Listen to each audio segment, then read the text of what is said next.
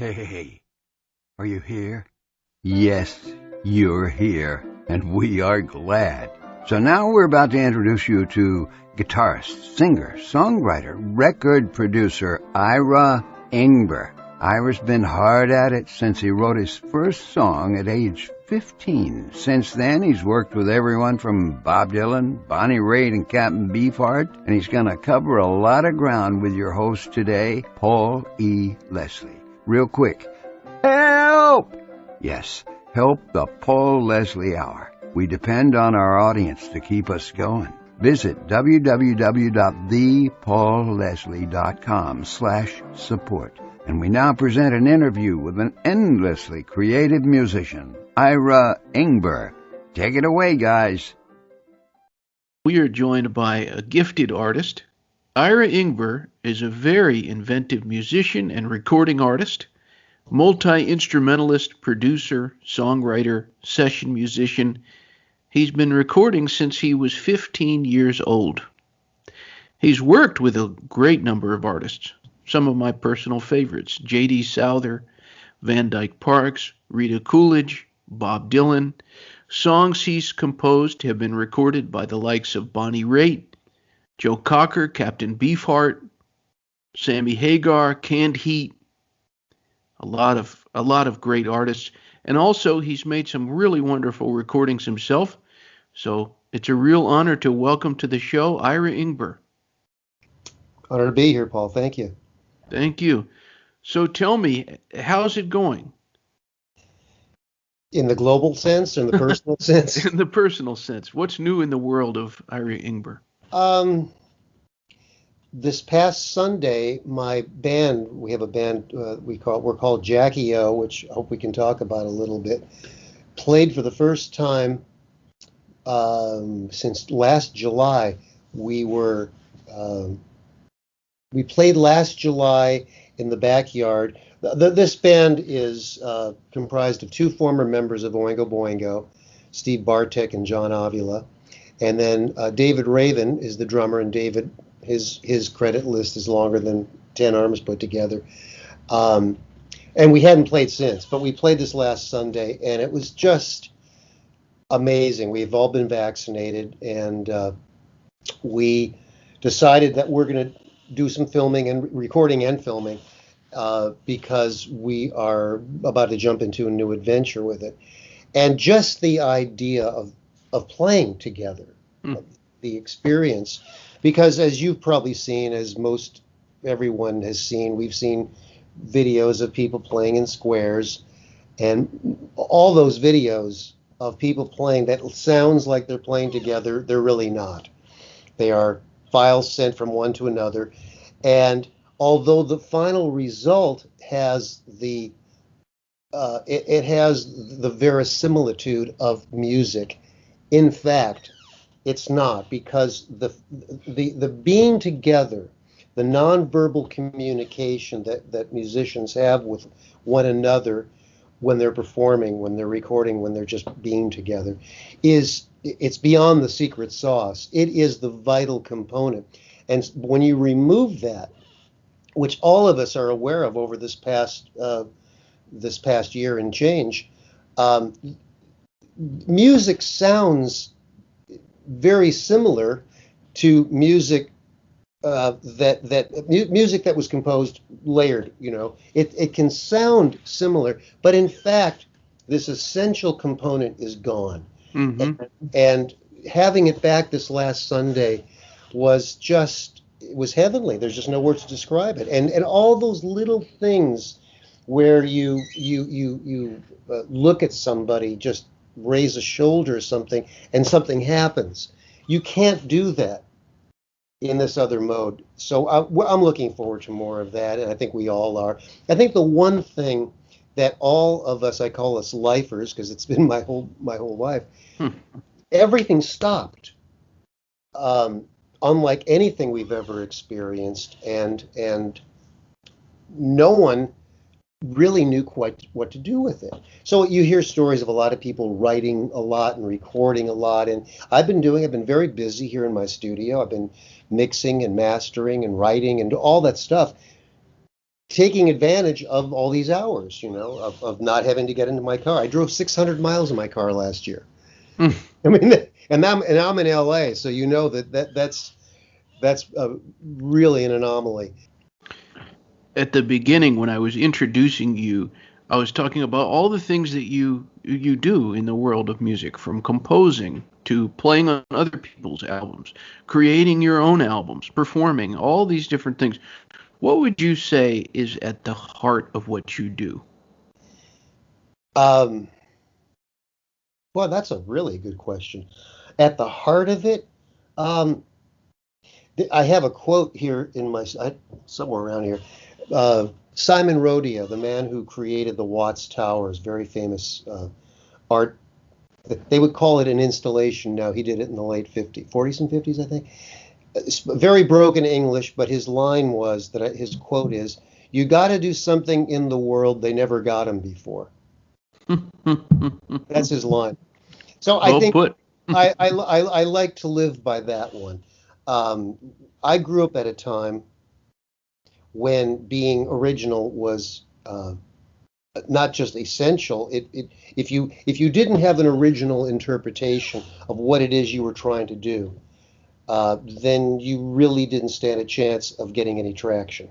So that coming up with the bands I was in or the people I worked with, everyone had a unique signature, and I think that and I don't want to even get close to criticizing the music of today because there's a lot of it that's really great, but I think that the sensibility has changed so dramatically from being original, from focusing on originality to now focusing on, well, can you sound like so and so, because we want to be able to put you into a category.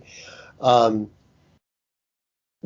Cultivating and under discovering better who you might be as an artist lies at the heart, Mm. and it's constant discovery. I think in my own solo albums, I have three and a fourth. I don't know what I'm going to do as an album, but I have enough material for a compilation. Um, has been constantly this search for, well, I can't repeat myself. I'll give you an example. On the last album that I did, which came out in 2015, I believe, it's called Time Sensitive. And I hadn't listened. I recorded, I think, six of the songs at that point. And I just said, well, I should listen to these as a group because I hadn't listened. I was doing them one at a time. And I listened to them, and to my horror, every one of those songs had some referencing to time in it. And I thought, oh, do I have to? Well, I can't scrap it. It's too late. And then, the angel light bulb. I get the double here. The angel light bulb lit up, and said, "Well, it's a through line. This is time sensitivity."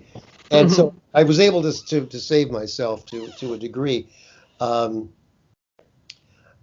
but the act of song to song, in the case of, because our units of measurement are really songs, ultimately. If I'm working on a session for a composer, let's say, then they're film cues or TV cues. But we deal with songs, and song to song there's discoveries. You're finding your way. What was it? I think one of the famous, it might have been Michelangelo. I don't even know who it was, but the horse, the sculpture of the horse was locked into the marble, and somehow your job is to free the horse that's sitting in there. Mm. There's all this stuff for ways of finding getting our footing. Uh, I'm working with a younger artist right now. I'm producing her, and she's really wonderful, and she's very concerned about where she is in these songs. And I said, well, you should be, out of necessity. But right now, your job is to make things. Let's sort it out later. Get things done. And I know that the people who I admire, my call them mentors or people I've looked up to. Van Dyke's a perfect example.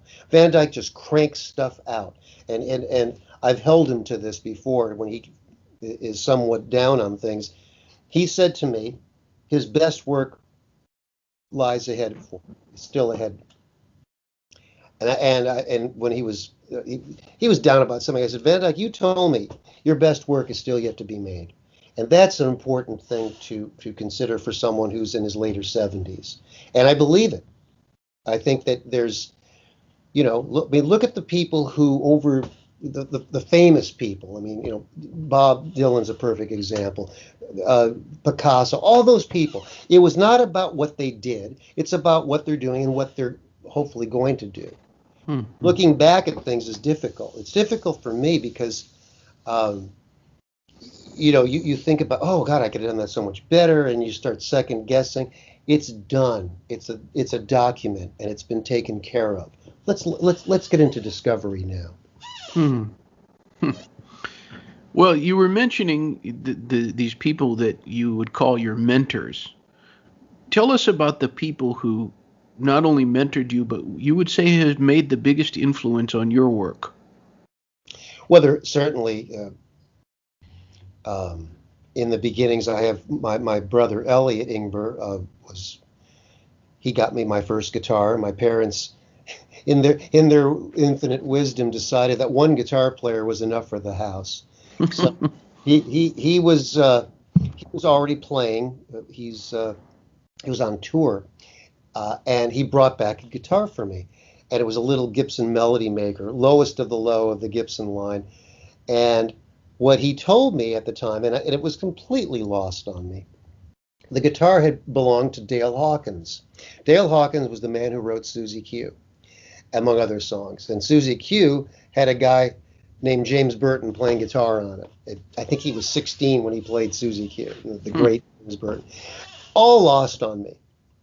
But in my parents' house, there were all these musicians coming and going, and they'd be, for lack of a better word, they'd be jamming in the living room. So the first time I ever saw a Wurlitzer electric piano, it was played by a fellow named Bruce Johnston. And Bruce eventually became a member of the Beach Boys. But he was in my parents' living room, and the first time I saw this weird little clinky piano with a speaker that was about this big, it was the first of them it had a speaker, that was the amplifier. It was Bruce. The first time I ever saw a Fender bass was played by a fellow named Larry Taylor, who's no longer with us. Larry Taylor was very much of a mentor to me. Larry Taylor got me later to produce Canned Heat.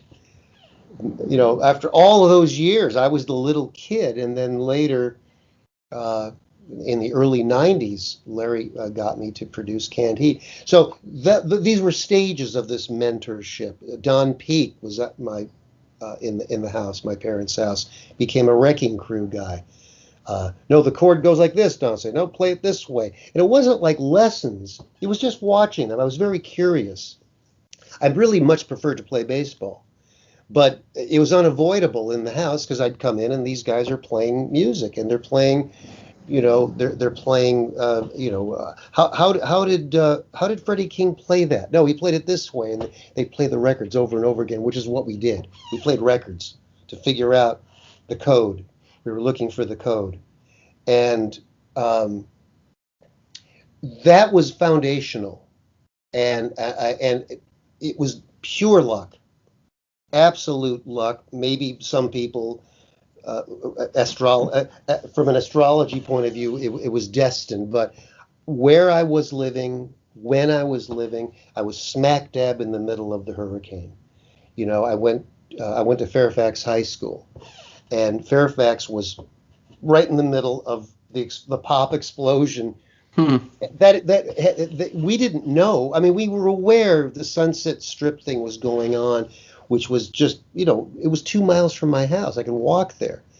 The Ash Grove, you probably have heard people in your show talk about this legendary little hole-in-the-wall club where you saw everybody up close. I mean everybody. Muddy Waters, Howlin' Wolf. When Raitt and Hopkins played there, you didn't even bother going because he'd be there next week. But I mean, this kind of stuff was all geographically and time-wise as I was coming up. And so the mentorship, the people I looked up to were all around me, um, as time progressed, then there would be people whose music I would follow more, and my brother was in the Mothers of Invention. He was in the first band. And so I got to be around Frank, and who was absolutely wonderful to me. I borrowed guitars from him. He lent me amps, and I was the kid, but I was okay, because I was respectful enough. I guess I understood some of the rules of behavior and deportment. And Frank was a huge influence on me. There are guitar chords I play today that I learned from Frank. And later on, Don Van Vliet, Captain Beefheart, same thing. They were people who were in my life, but they weren't there as the superstar. Well, that term didn't exist yet, but as these luminaries. There was Frank and there was Don, and they were people who I had, firsthand contact with just because of my brother. Tell us a little bit about Captain Beefheart. What was the essence of this guy? Oh boy, that's 2 interviews with you. He was magnificent. His presence, number one. He had the most beautiful blue eyes I'd ever seen in my life. Maybe to this day. Although I did in my early 20s, I recorded with Frank Sinatra as a guitar player, and I was very close to him. It was a live session. His blue eyes really were that blue. It was amazing. Full blue eyes. It was really true. Beefheart's were like you were looking through like layers. It was very almost hypnotizing. He was contagiously creative. It just rubbed off. He would do things, just the way he spoke, the way he carried himself. Much of it was lost on me. I made arguably the worst record of his career. People say that Moonbeams and Blue Jeans, but a lot of people in the UK liked it. But it was a record he didn't want to do. The Magic Band was gone, and my brother. I forgot how it happened, but Don asked my brother asked me to play with it. We put a little band together and we wrote songs. I wrote songs with Don. I was 24 at the time, and he was. You never knew how he would react to things. You would hope he liked what you did, but when he did, he said, "Yep, that's it, that's it," and you were moved on. He was just so his view of the world was unlike anybody else's I'd ever met since. Just different wiring. You could believe that when you listen to the recordings. Yeah, you look at the component pieces of people, artists who you like, who were their influences. So obviously, Don was very much influenced by blues because, that was the bedrock. Howlin' Wolf, all the greats. But then this other thing kind of came in, and I call it angular music, and disjointed things that shouldn't fit that do. And I think that the jazz people who maybe Ornette Coleman, I would want to say, the free jazz stuff that was very influential in the late 50s. Both Frank and Don, they lived way out in the desert out here in Lancaster area. They were isolated, but they had their music, they had the records, and the records were the currency for everybody in those days. My brother still has a large record collection, and it was this underground thing. Who was cool? Who had this? Al Wilson and Bob Haidt of Canned Heat. They were record collectors, and their whole deal was, who had this rare copy of something. Of course, now everything's available. You have to know how to look for it, but it's all there for you to take. And coming of age as I did, because I'm younger than those guys, that mentality filtered down to me, so that when it came my turn, I would play the Beatle records over and over again, or I'd play the whatever it was, to look for those things that informed. That's mentorship, you know. But moving onward, Van Dyke certainly huge influence, um, work ethic wise, hardworking guy. Dylan, hardworking. Um, Don was too. Don and Frank, you know, legendary. The guy was. I don't think workaholic even is justice because they weren't holics. That's what they did. They made things all the time. Hmm. I want to thank you for sending me some advances of this upcoming compilation of yours. What would you say is the best thing for you when to get the composing juices flowing? What gets it going, or does it just come to you?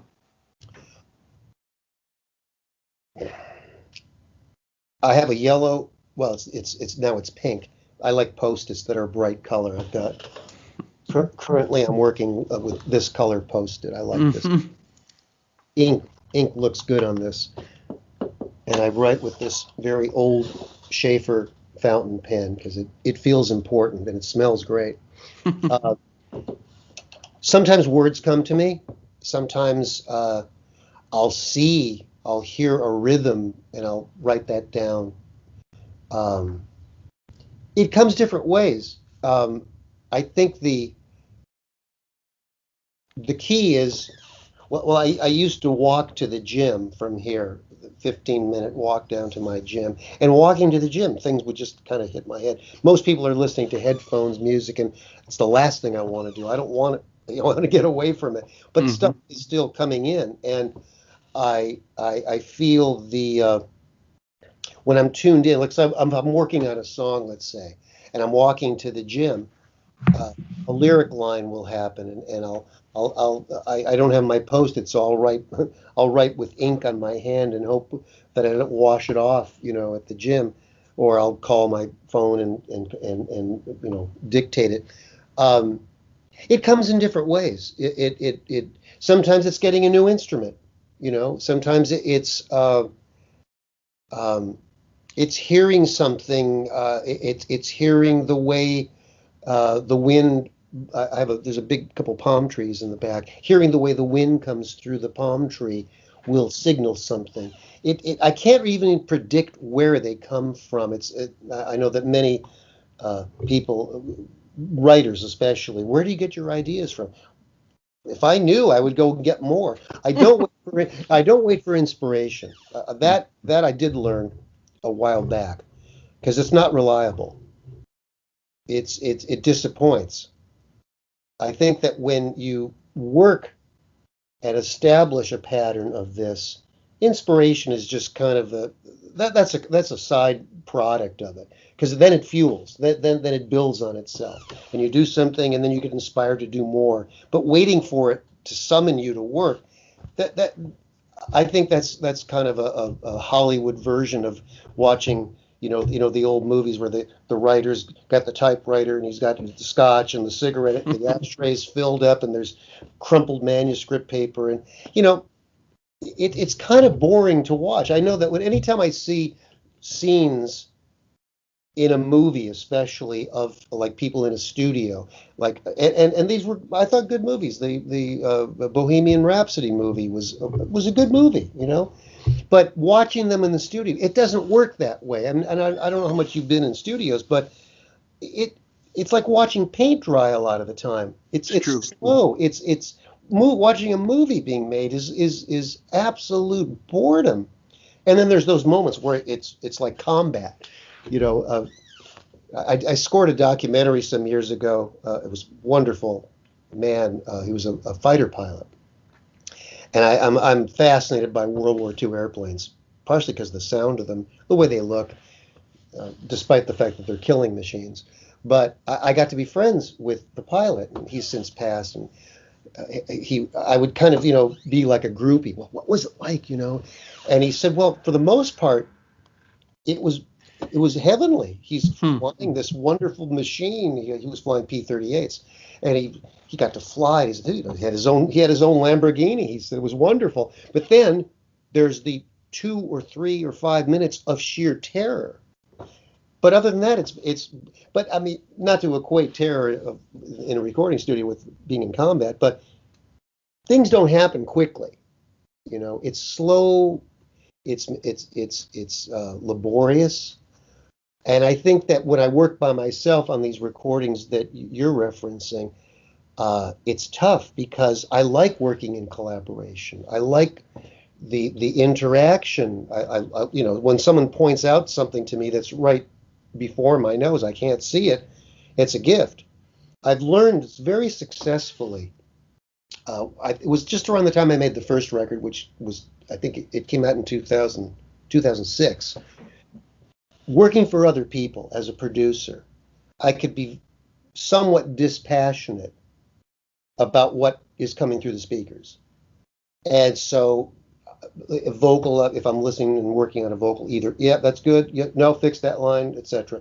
I learned how to do it for myself, so that the guy who was me singing happened to be me. It could be anybody. So I was able to be very dispassionate about it and not think, oh, you're so good, oh, you're so bad. That was removed. It was just yes, no. And it was a simulation of collaboration that I've learned how to do. And having the tools we have now. I have a studio. That's a dream studio. It lives in my computer primarily. But the things we couldn't have dreamt of years ago now exist. So you don't get painted into the same corners that we used to get painted into in the analog world, which is good and bad news. Mostly good, I think. But I'm trying to keep this thread going of your question of where the inspiration things come. What comes? It comes in all different forms. Rhythm plays a huge component. Sometimes I'll just put a drum loop on, and sometimes I'll start playing, and things happen. I think for a lot of people, myself certainly, things happen when you put the energy to it. It's as simple as that. You make things happen. And it's like fishing. Some days you go out, you catch. Some days you just don't. So you go back the next day and hope you catch something. Generally, the more you do it, the more fish you catch.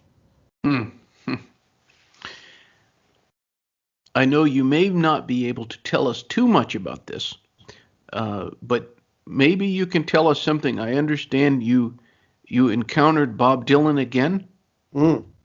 Yeah, I can't, unfortunately, say much. I was informed in no uncertain terms. Now, Ira, I wonder if you can tell us a little about this.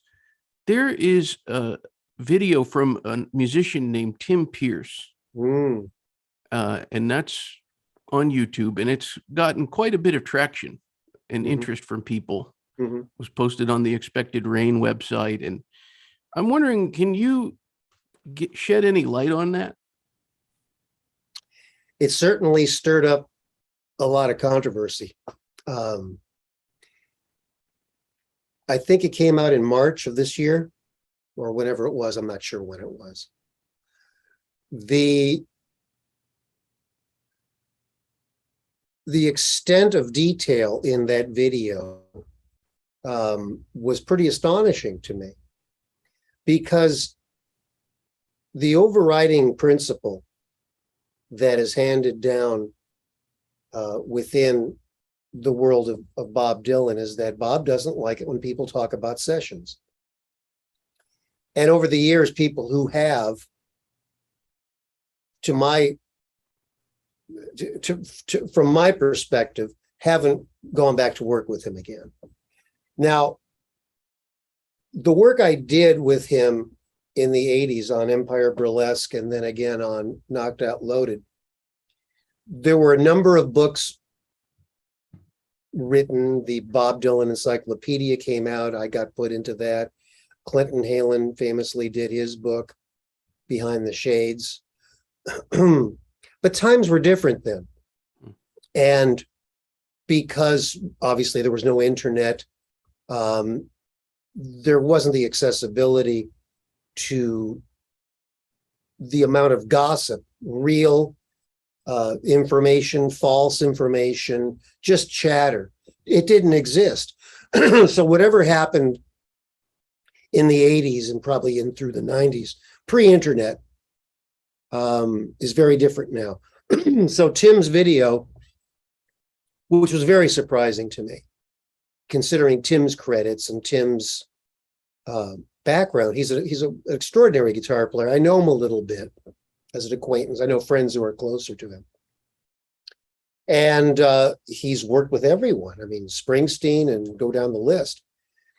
And as he talks about in the video, he got asked to play with Bob. But what he didn't pay attention to, I think we call it reading the room. He didn't really understand, I think, the extent to which, even though there was not a formal NDA, there's an informal NDA with this stuff. And Bob is secretive about things for reasons that he doesn't have to explain. This is how he likes to work. And Tim revealed things in that video, many things he got right, you know, some things he got wrong. And my name was mentioned as the musician who replaced him. It was kind of funny how he said it. He said, because I think it's about a 12-minute video. And but, you know, near the end, he says he was replaced. He said musicians were coming and going, I think he said. And then he was replaced by longtime Dylan guitarist Ira Ingber, which I had to laugh about because I would not consider myself to be a longtime guitarist with Bob. I was a long ago guitarist with Bob. We had no continuity. And so I'm not going to deny that I was on those sessions because that would be lying. Yes, Don Was, Greg Lease, myself, I think T-Bone's name was mentioned in the video. It was extraordinary in that, you know, seeing Bob working with the vitality that he has and the intention that he has, completely undiminished by time. It's so inspiring to be around someone, forget about all of his talents and, you know, who he is, but just the guy's in his 80s and unflagging energy and real care. He cares about the things he's doing. I think from the way that video portrayed Tim's video, the way his perception of the sessions, it felt to me like he was probably in a little too much awe. I'll say that charitably. You know, Bob really likes people to treat him as normal as possible. He's a human being. He's a musician who relates to other musicians. And we all related really well together. And the fact that Tim saw it as, oh my God, I'm playing with this legend. I think he probably got off to a bad foot. Is that the right way? He got off on the bad foot. And again, not to diminish anything of Tim's abilities. He's a wonderful musician. I don't think he understood, because I heard his recordings. I ended up replacing him. Bob wasn't happy with him. That's really what happened. Again, not to disrespect Tim. He ended up on several of the final recordings.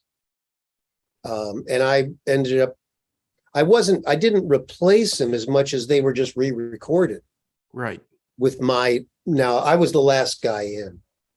And that's not true. There was a couple other guys who followed, but I don't think it was specifically because he wanted to lose Tim as much as that contributed to his wanting to rethink the whole thing.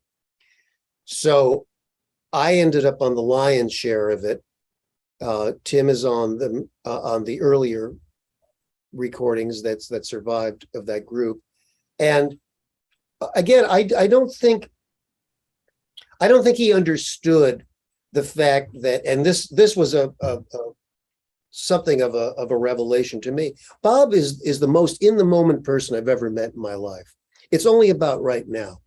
And so Tim was, as I heard the things he played, he was trying to play what we would call Bob Dylan music. And there really isn't such a thing, I came to understand. They're Bob Dylan songs. And whatever this moment is that we're in, that's what becomes recorded. And I suspect that all through his career, from the beginning, well, once other musicians got involved after his solo stuff, that if you took any one recording, and we've heard this, I'm sure you have too, Paul. If you heard a take of, take your pick, Queen Jane approximately, and you heard take one, and then you heard take two, they would be different. Yeah. And I think that's the way he works. It's about the discovery in the moment of what's going on. And I don't think Tim really understood that. I think he was trying to capture what he thought, in his ear, Bob Dylan music was. And Bob is anything but that. And I think probably a lot of people who have played with Bob over the years have made the same mistake. I remember reading an interview with Don Was for his production that he did. You need to get that phone, I think. Yeah. Sorry. Let's wait till that runs out.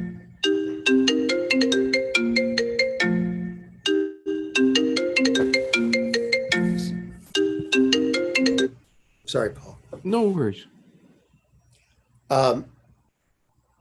What was the album that Don produced? Yellow Moon under a the Red Sky album? Red Sky, that's correct. And he was very candid in this interview, Don was, that his intention was to go in and do an homage in some ways of Highway 61. And he realized early on that was a huge mistake. It's an honest mistake because you wouldn't know unless you get to work with this guy that he's not about what was. He's only about what is. And I think the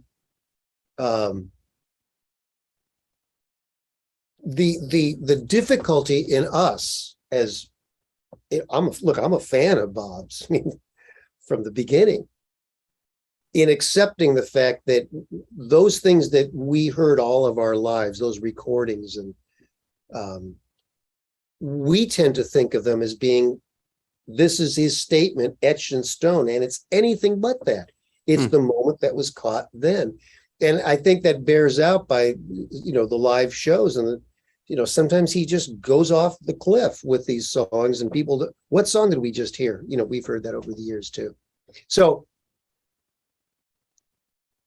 I don't want to feed a lot of that video because really, I'm still not really at liberty to talk about this stuff. Yes, it happened.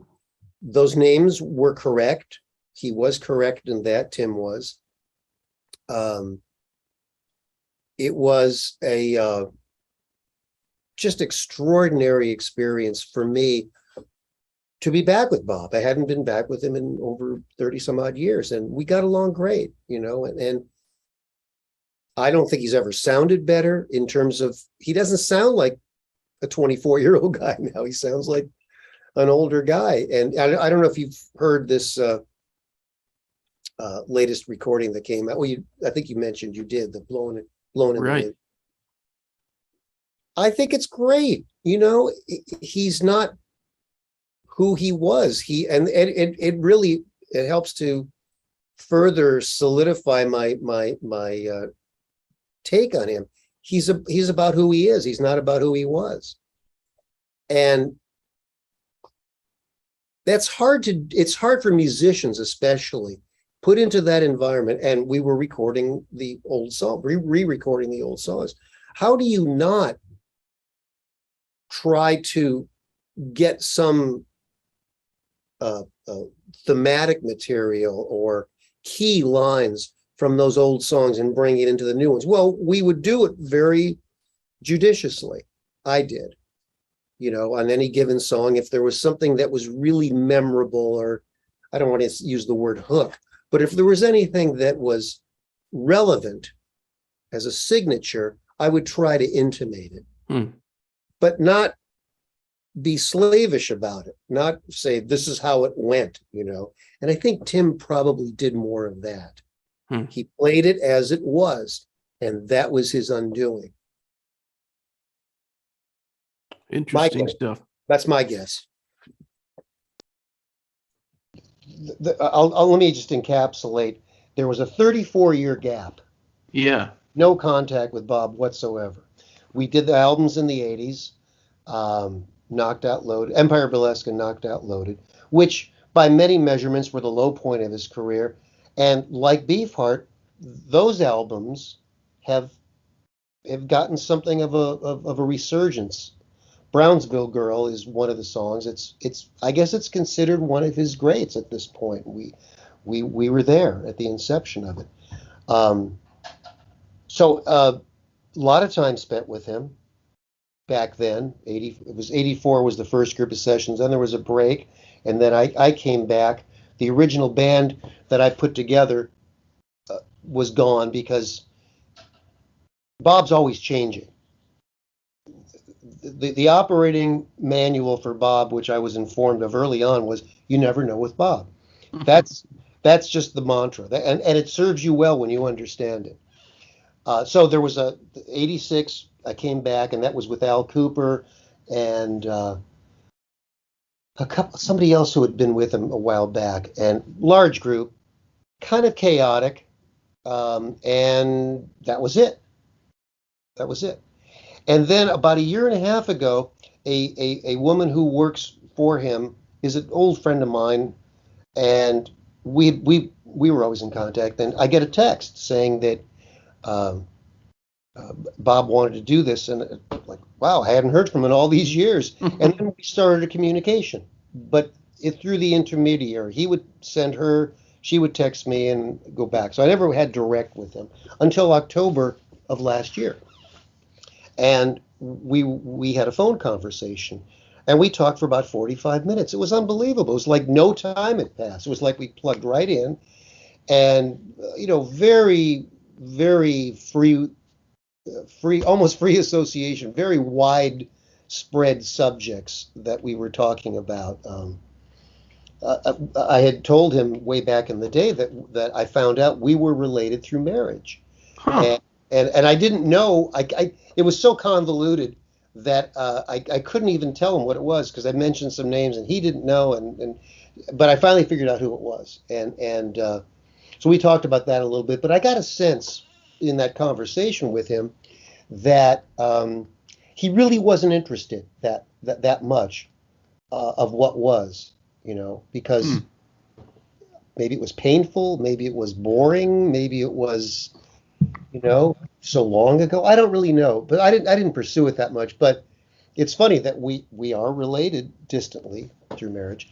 And then we talked about just, stuff. He wanted to do some kind of a show. I wasn't sure what it was. And I said, well, let's do let me do some stuff. Let me do some little research. So I got some guys together. John Avila was the bass player from Jackie O. John, as I mentioned, was an Oingo Boingo guy, and John is just an extraordinary talent, great singer, great bass player. And then another guy, Doug Lacey. I thought that'd be a nice little group, and nothing happened. It was just nothing happened. And then last month, February, Bob sent me a piece of music that he was sketching, and would you put some things on it? Well, that's gonna be cool. So I did some things, sent it back to him, and heard that he liked it. He wants to write some lyrics, and I didn't hear anything. It was it. And then it was just about a week ago, I got a call. Can you come down and play? And that's what this latest batch of stuff was that I can't.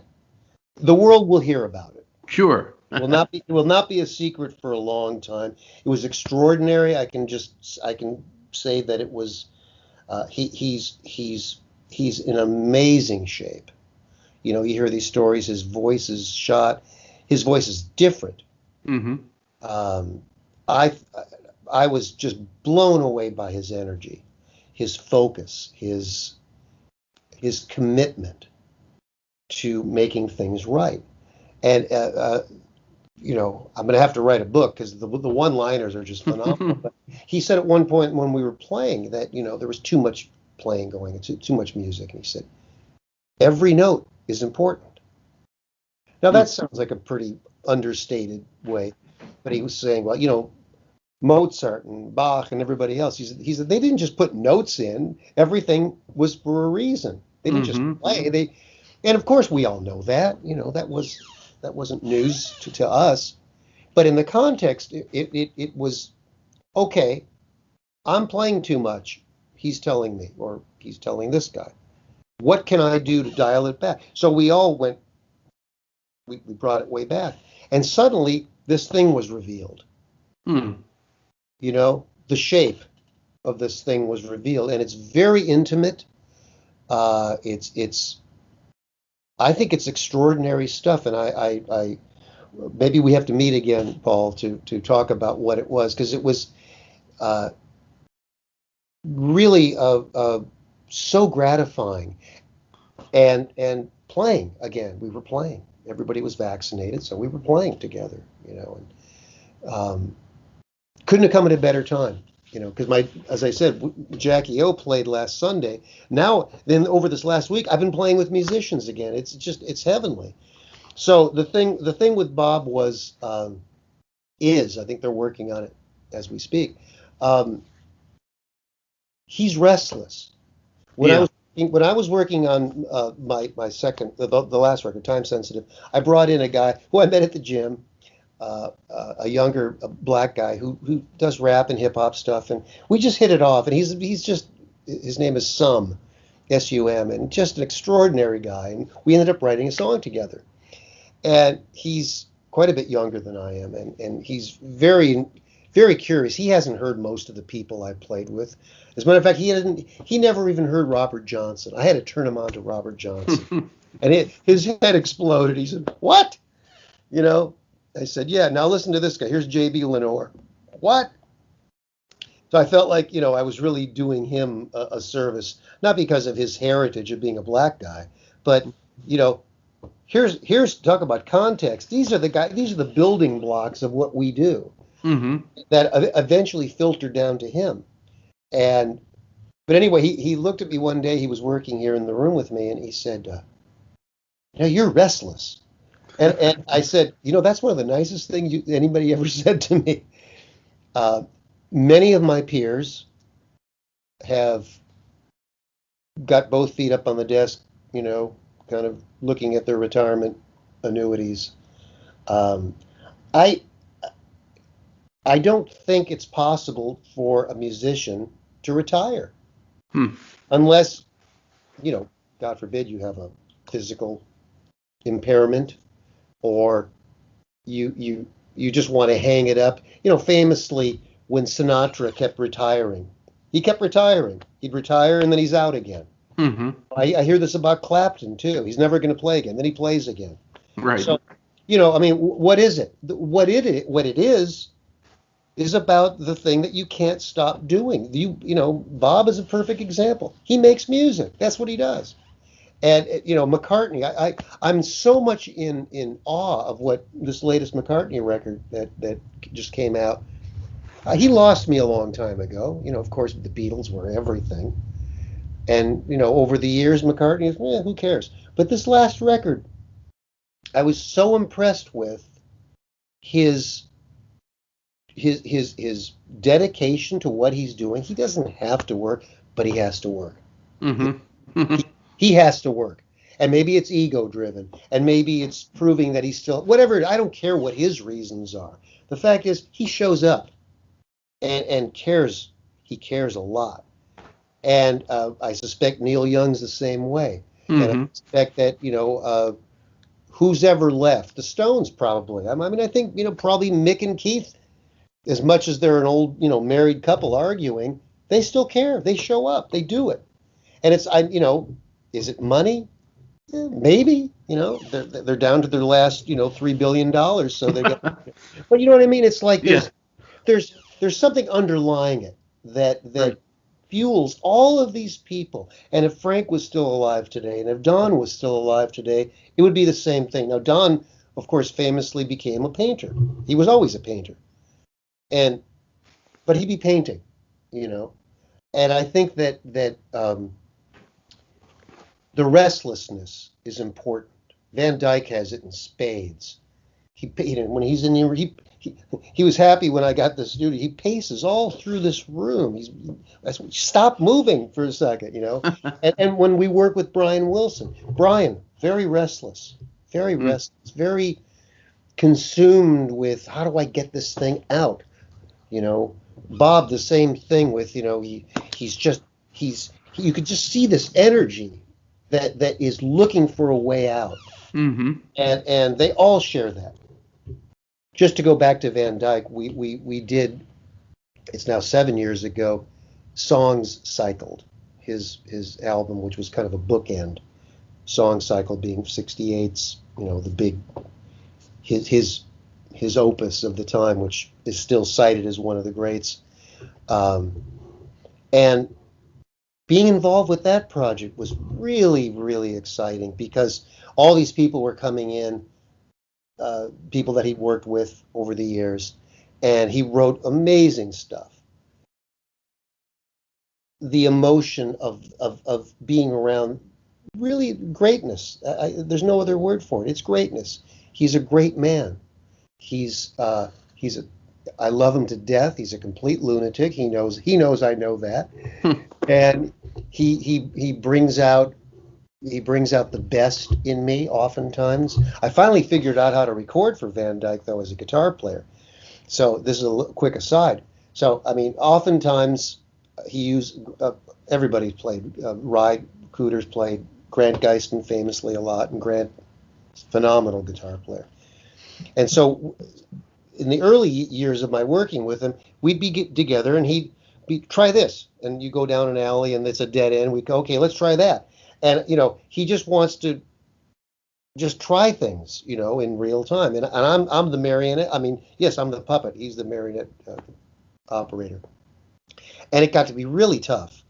He's tough on singers because he'll try, well, do double this, but double it, a minor second up here. It's like he said, he has people doing impossible things.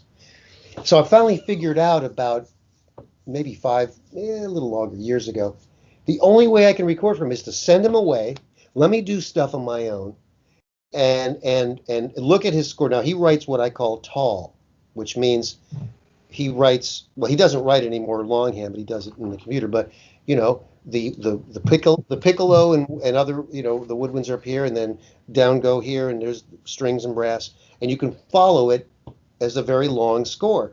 So what I would do is I would find, because he doesn't write guitar parts, he's very, I mean, he and Lowell George were very tight, and Lowell and I were close, not as tight as them, but close. Lowell was another huge one for me, huge. So Van Dyke loved slide guitar, orchestral slide guitar, which I was able to use to great effect working with Danny Elfman. I did most of the guitars for Midnight Run, the movie of some 30 years ago.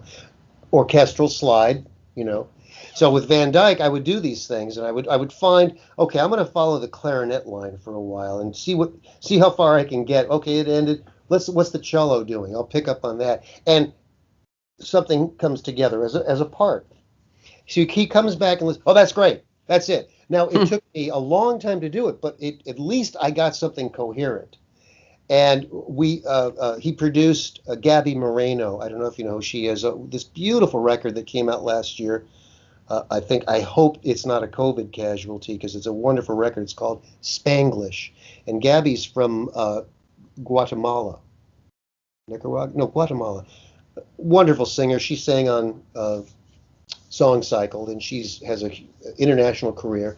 And so Van Dyke asked me to play on a couple songs for her, and it was the same thing because his arrangements are dense, and to find a spot to play. Now Lee Sklar has no trouble finding a spot to play in because the bass is pretty much the bass. Grant Geisman has I don't know how Grant does it. He finds these amazing parts to play. Of course, he can read, you know, he can read the whole score and play it. I can't do that. I can read one line. He can read the whole thing. But Gabby's parts that I played for that record, I did the same way. I found something to play, and the album came out. It's really worth looking into. Rise playing on it, Grant, myself, Lee, Keltner, the whole, the bunch of people are on it, and she's just extraordinary. Spanglish, Gabby Moreno, but Van Dyke produced it, and we got to work. I got to work with Al Schmidt, who's I think Al's 90 now, Yeah, at the Capitol Tower. Have you interviewed him, Al, at all? I have. What Absolutely. what a guy! Yeah, Uh, no and, kidding. and yeah, I mean, and talk about sharp. And I hadn't seen him in about, I don't know, 5, maybe 10 years. I walked in the room. Hey, Ira, how you doing? What? I mean, I can't even do that with people I haven't seen. But uh, same thing, power of concentration. Al's one of those people that I've mentioned. He's one of those guys. He happens to be an engineer. You know what the first song he ever engineered? Not was it the first? One of the early ones. He engineered Moon River. You want to start a career with that? Phil Ramone, his pal, recorded Marilyn Monroe singing "Happy Birthday, Mr. President" to JFK. I mean, these guys are just ridiculous, and I got to be around them. I get to be. Hopefully, Al will be around for a while longer. Well, one of my nicknames is the niche of the niche because I love these like little things, and you could almost call it a score. There's something that you did, and I have always thought it was one of the perfect backgrounds to a children's story. Jimmy Buffett Hmm. reading the story that he wrote with his daughter Savannah Jane, Hmm. and I always wished that somewhere the music was just wonderful, would be available somewhere where you could just hear that music. Can you tell us a little bit about that experience Oh, of? it was, yeah. Well, it was a battle that I lost to get the music out. My now ex-wife, we are still very good friends, was the editor. Vince Melamed, who I think he introduced you to me, was playing with Buffett, and I had met Jimmy. I'm pretty sure he was around during the Souther days. I think he came around, Hmm. and Vince was playing with Buffett, and there was some. Well, what happened at first was that Van Dyke uh, asked me to come to the studio when he was doing Jump, and I brought my then wife to the studio. She'd never met Van Dyke, and Van Dyke in the studio is better than the music that he's doing. He's that's the show because he's so. I mean, he's one of the funniest people on the planet. Hmm. Bob's a close second. Bob's very funny too, but Van Dyke could do stand up, you know. And so 3 books were made. She was working for Harcourt Brace Jovanovic, which is I think they're gone now. 3 books based on the Uncle Remus tales, and um, it begat this whole series of books that my ex-wife did with Buffett. Jimmy Buffett did. Why am I drawing a blank on? Do you have the name offhand? It was He did Tales from Margaritaville. yes, Margaret. No, that was the book though. Yeah, and then he So- did 2 children's books, The Jolly Man and Trouble Jolly, there Dolls. you go, Jolly Mon. Yeah. So what was happening in those days? This was a novel thing. It was the '80s. Were audio components to the books, and so because nepotism is golden, I was the producer. I got to produce uh, the music for a Jump. We did audio of that. I got to produce the Jolly Mon, and I got to produce one of the dreams. I got to they did one of Swan Lake with Dame Margot Fontaine. I got to be with her, and she was, talk about an otherworldly presence. She was, famously, she danced with Nureyev, and she was delightful. So I got to produce that one. I think there was another one we did, but we did Buffett's with Savannah, his daughter, and all of this music was now, well, we licensed music for Swan Lake. There was nothing original recorded, but for the other ones we had sessions, and I met with some of the executives. I said, we got to put this stuff out. And I had friends in the business, of course, saying, look, I can get a record deal. We'll put these things out, and you guys make a partnership with, I think we were talking to Private Music. They're long gone. And they just said, well, we're not in the record business, so we're not going to do this. So I said, you don't have to be. I'm going to all you have to do is agree essentially to license this stuff to this record company. And you guys, I said, you guys are going to make money without doing anything. Well, this is not really our business model. I said, it was so frustrating. Buffett was frustrated. Van Dyke was frustrated. We were all, it was such a no-brainer. I don't even know who, it's just languishing somewhere. So yeah, we couldn't get that music out. And it was beautifully made, and it was very, they were tailored for the books, of course, but very intimate stuff. It wasn't kids' music. We weren't making kids' music. We were making music that kids liked, that adults loved too. That was the concept, is that we weren't talking down to kids. I later worked with a very talented guy named Catfish Hodge, and because I was suddenly finding myself doing children's music, and the guiding principle for that was, don't make children's music. Make good music that kids are going to like, that adults will want to listen to. So it was successful stuff. It did well. I think that some of the short-sightedness that we see in the industry it doesn't go away. It's fear. It's lack of vision more than anything. And so that music's sitting somewhere. I have it on cassette. It never even got past cassettes. And maybe no one will ever hear it again. I don't know. It's pretty sad. Don't know. On the note of your music, I'm hoping you can tell us about one of the tracks you sent me. It's got a very distinctive sound to it. I'm talking about In the Picture. Little backstory is necessary. I was introduced to Lacey J. Dalton, who I heard of her and heard her music, didn't know her. And I was introduced to her through a mutual friend. Her name is Barry Wilson, and Barry and I met in junior high school. And we weren't even close. We were acquaintances, friendly acquaintances. Later on, I was endorsed by a string company that she managed.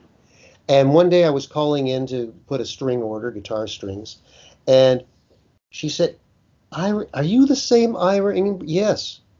And it was like, wow, after all these years, she was in Santa Clara, California. And so we would see each other every NAMM show, this big gathering called NAMM in Anaheim. It's 100,000 people, all converging, which didn't happen this year. And she kept saying over the last, 4 or 5, you have to meet Lacey. I have to hook the two of you up. Now, I didn't know that Barry really had a very highly developed sense of prescience and clairvoyance, whatever it was. She was tuned into things. And so in 2018, she said, okay, that's it. I'm flying you to Santa Cruz. Lacey's playing up there. and I'm going to put you up, and you have to meet. Okay. Twist my arm to go to Santa Cruz was great. So I went up there, and Lacey was performing, and Lacey and Ira, I mean Lacey, and we hit it off. She was great, and what a talent! Amazing singer, amazing performer, and Barry's up there, and saying, "Well, so when do you guys want to start recording?" Goes, wait, we're on our first date. You want us to have kids already? Hey, hang on. But we got together. That was, I think it was April and May, and by late July, early August, September, we started recording. Went through the process, listening to songs. Yeah, let's do that one. We found songs to do. And I used Jackie O. I used David Raven, John Avila, as the rhythm section. We cut tracks with Lacey. She lives up near Virginia City, so she flew down for this. And I ended up playing a bunch of stuff on there and layering it. And then Lacey did all the vocals here. And we were forced 3 songs in, 3 of the 4, we did an EP. And Barry died. Mm. Now, she had been ill, and she had just a host of problems. I found out before she died. We were born the same day, same year, and all these weird interconnections that we had brought us together in this moment of working with Lacey, working with me, my producing her, and she died. And it was Lacey and Barry were very close. They talked every day, and my friend Steve Bartek, who goes to the UK a lot because he works with Danny Elfman. He's the main orchestrator. Of course, he was Oingo Boingo. He bought an instrument some years back called a cittern. I just happened to have it because I thought you might ask me. This is the cittern. It's a Renaissance instrument. It's 12 strings, all tuned unison when they're in tune, octave above a guitar. But there's no octaves. They're all unison. And so he had one, and I said, "Oh, I got to get one." So he brought one back for me. He brought this one back. A fellow named Paul Hathaway makes them there. So as a Renaissance instrument, it was very crude, but this guy made it work. It plays beautifully in tune. And so Barry had died. The EP was not complete, and I have to tell you, it was one of those moments. I took this thing out of the case, and I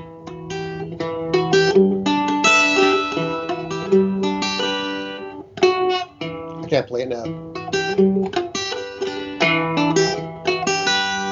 You recognize it from the thing. Mm-hmm. That happened as I took it out of the case. This little pattern I came up with, which on the recording I play correctly, and the thing just poured right out. Now, where did it come from? We talked about that earlier. Who knows? Was it Barry? Who knows? I don't know. I don't want to know. I know it happened. And so I said, okay, let's stop the presses. There's going to be a 5th song for the EP, and I played it for Lacey, and she just breaks down. She can't even. I said, look, there were no lyrics. It was just a track. And I said, so I think this thing should be on there. It's everything points to this thing being on the track, on the EP. And she said every time she sat down to write, she just couldn't take it, and it didn't get done. It didn't make it to the EP. And I'm messing around with it, and I kept thinking, this is our song. This is Lacey and me honoring Barry. That's what this is all about. And it wasn't going anywhere. And then thanks to COVID, earlier, it was around, I want to say February of 20, I opened it up and I listened to it, and my wife kept saying, you're going to have to write the lyrics. You're just going to have to do this. And I know I don't want to have to write the lyrics. It's not my song. Uh, that picture, which I think I give you the picture? There was a picture, maybe it was in the email. It was a junior high or high school picture of Barry, and I kept looking at this picture of this image, very grainy, and the song came out. Hmm. I let it happen. I got out of the way enough, and I have no idea how all that stuff happened, other than it was very clear that this thing had to get done. And I think that for me, going back to my restless thing, I don't like things being unfinished. Yeah. It's a real, that's tough for me. Things languishing, like you just, the things you brought up, the Buffett song, the Buffett music. I haven't thought about it in all these years, so thank you, Paul. Now I'll be pissed off. Uh, Sorry. yeah, but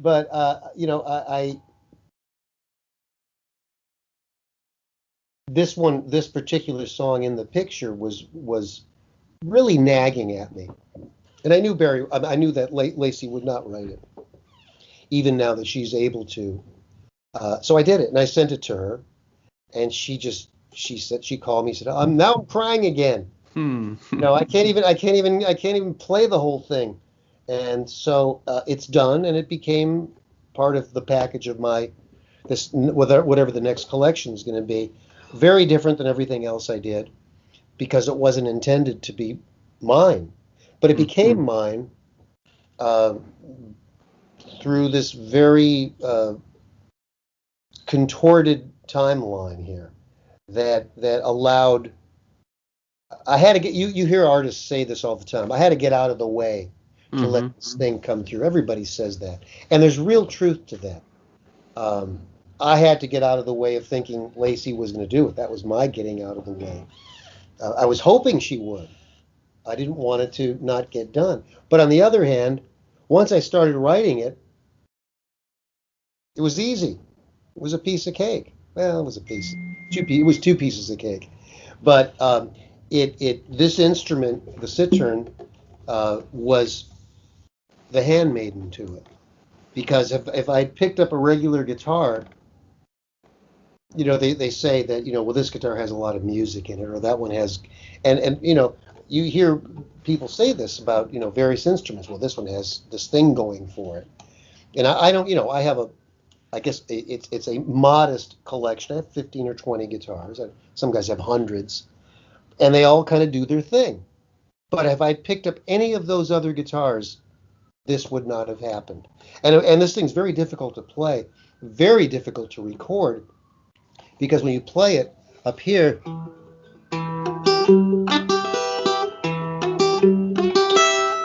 so it's all with fingers. I did it, which was a big mistake. I should have used the pick, but it was with fingers. But the microphone's right around here, and I'm breathing here, so I can't breathe and play. So I had Hmm. to record about 4 bars at a time, take a breath, and then record more, because my breathing was as loud. I was playing very quietly. Uh, my breathing was as loud as the instrument. So I from now on, when I record this, I have the mic way out, so I can at least play it and not be handicapped. Um, but this little guy here was the street. This was the highway to get where I had to go. Would not have gotten there otherwise.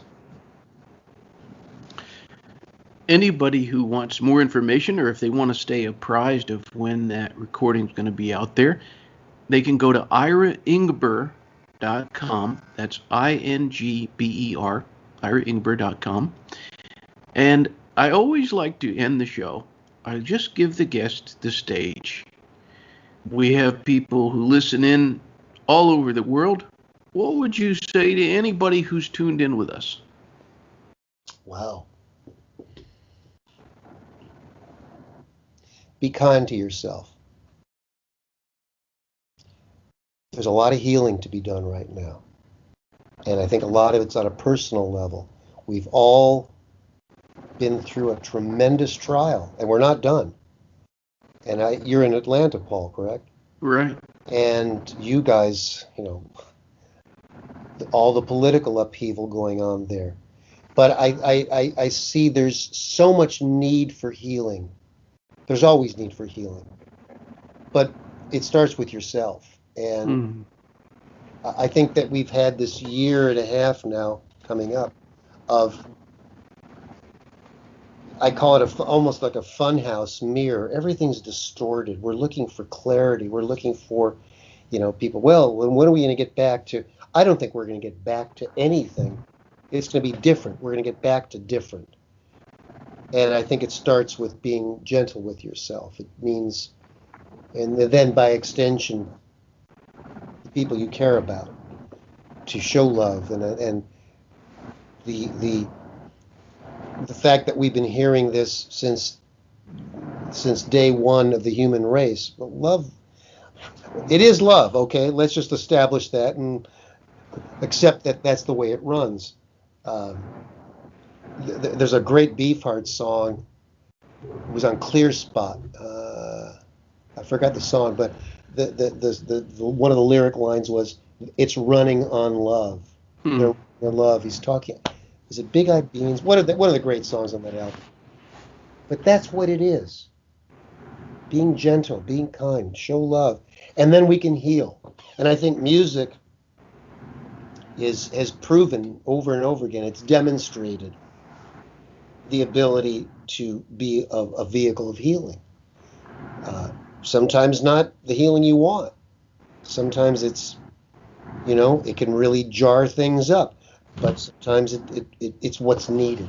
So that's what I would leave it with.